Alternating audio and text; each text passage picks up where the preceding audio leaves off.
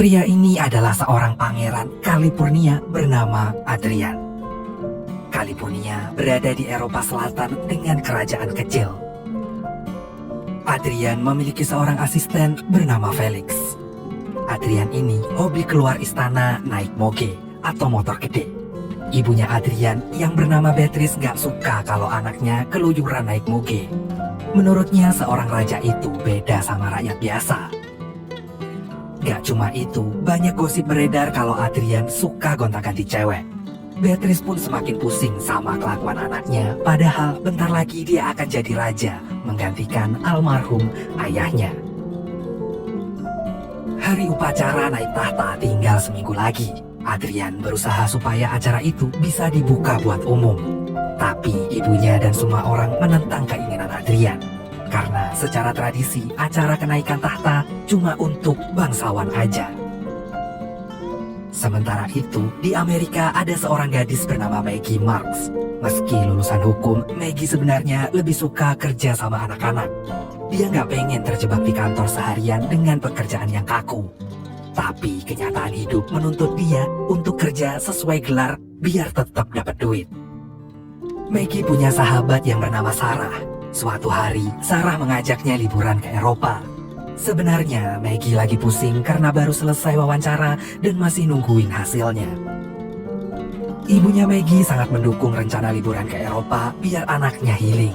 Tapi ayahnya merasa Maggie harus fokus biar cepet jadi pengacara handal seperti dirinya. Saat ayah Maggie nawarin jalur belakang biar dapat kerja, Maggie menolak. Maggie ingin dapat pekerjaan karena usahanya sendiri. Akhirnya Maggie dan Sarah jadi berangkat liburan ke Eropa, tepatnya ke California. Saat jalan-jalan sendirian, Maggie tidak sengaja bertemu dengan Adrian. Saat itu, Maggie belum tahu kalau Adrian adalah seorang pangeran dan calon raja.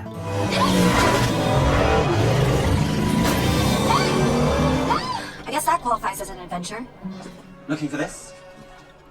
How did you clean it up so fast? Magic. Buy her a latte.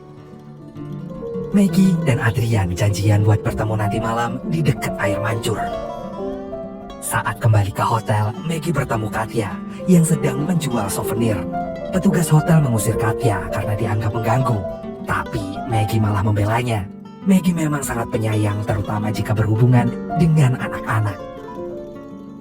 Malam hari pun tiba. Meski awalnya ragu-ragu, Maggie akhirnya memutuskan untuk menemui Adrian di dekat air mancur. Setelah itu mereka ngopi bareng. Dan saat di kafe, penyamaran Adrian hampir aja kebongkar. You're more than welcome to sit anywhere you like. Selama ngobrol, Maggie cerita kalau dia suka kerja sama anak-anak. Ternyata Adrian juga punya minat yang sama. Di situ, Maggie sempat nanya background keluarga Adrian, tapi dia nggak mau jujur. Adrian malah bilang keluarganya punya bisnis properti. Dengan sangat romantis, besoknya Adrian ngirimin sarapan mewah buat Maggie dan Sarah ke hotel. Mereka pun penasaran dan nanya identitas Adrian ke pelayan hotel. Do you know Adrian? I am sorry, mademoiselle. I have been sworn to secrecy since he was a boy. And his family. Wonderful people. Do they own the hotel? No.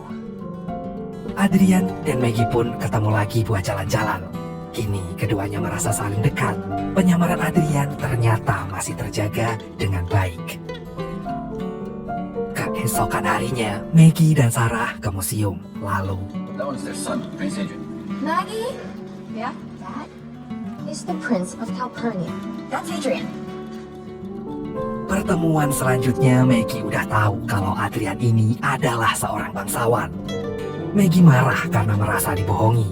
Adrian pun berusaha menjelaskan kalau dia bukanlah penipu. With the truth. Adrian mengajak Maggie mengunjungi sebuah tempat rahasia.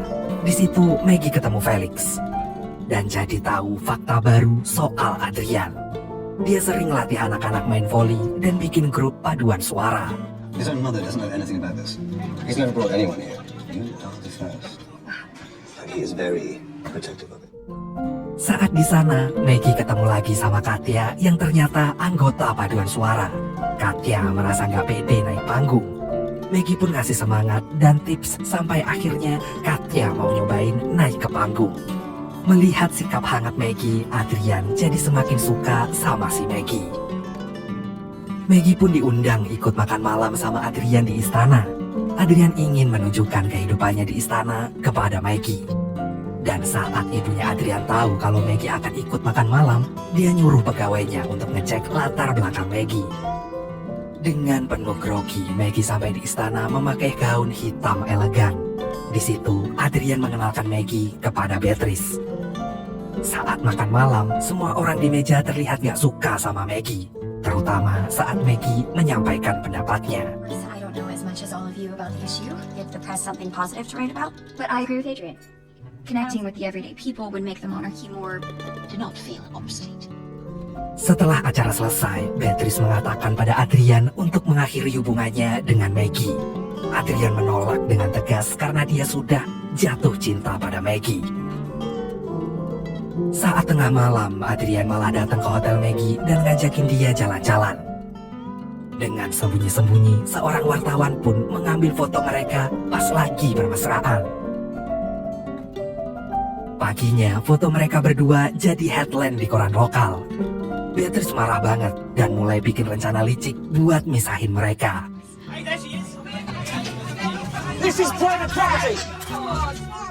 Orang tua Maggie juga tahu soal berita anaknya karena nggak sengaja lihat di internet. Mereka nelpon Maggie untuk memastikan keadaan anaknya dan menyuruhnya segera pulang. Maggie mulai stres sama semua hal yang terjadi. Pas ketemu sama Adrian, dia malah diajakin jalan-jalan ke Paris buat healing. Tentu Maggie menolaknya meski sesungguhnya jiwa rakyat jelatanya pengen liburan mewah. Maggie cukup bijaksana dan tidak sembarangan ambil keputusan.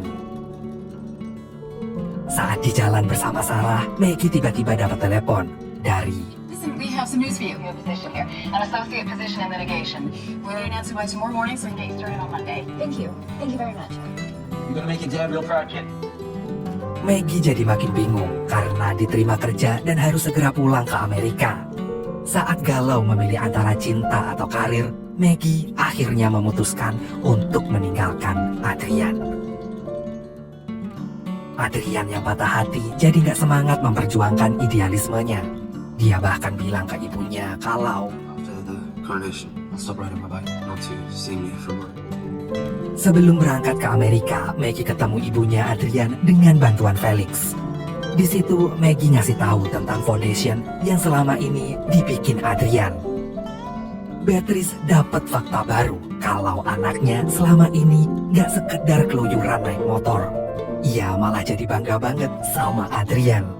Beatrice pun sadar bahwa sikapnya selama ini salah. Selain itu, Beatrice akhirnya setuju dengan ide Adrian agar acara naik tahta dibuka untuk umum. Sementara itu, Maggie yang lagi packing malah dapat undangan ke upacara naik tahta Pangeran Adrian. Sarah membujuk Maggie untuk datang ke istana, tapi Maggie tetap yakin mau pulang. Sementara itu, Beatrice nggak tega lihat anaknya patah hati. Beatrice pun berencana memperbaiki keadaan yang rusak gara-gara sikapnya ini. Saat Maggie mau check out dari hotel, tiba-tiba Adrian, first of all, I came to thank you for yesterday. I'm glad. Very glad. He's really suffering without you to offer you the job you wanted. You to get rid of me? You greatly impressed them, so it wasn't a difficult push. Really, I was protecting myself. I thought I was protecting myself. I'm going to make up for it. Maggie juga dapat tawaran pekerjaan. Offer me a job. What? Try to get other royal families to participate. She wants to expand Adrian's Children's Foundation. This is so awesome! And you'd actually be helping people? Maggie akhirnya membuat keputusan. Di hari Adrian naik tahta, Maggie bikin kejutan. Dengan sangat menawan, dia datang dan bilang ke Adrian kalau akan tinggal di California dan kerja buat kerajaan. Citizens and loyal subjects all, may I present Maggie nggak jadi pulang ke Amerika bukan cuma demi Adrian aja, tapi karena kemampuannya dihargai di sini. Dengan penuh rasa bahagia, mereka akhirnya bisa bersama tanpa ada yang perlu mengorbankan mimpinya.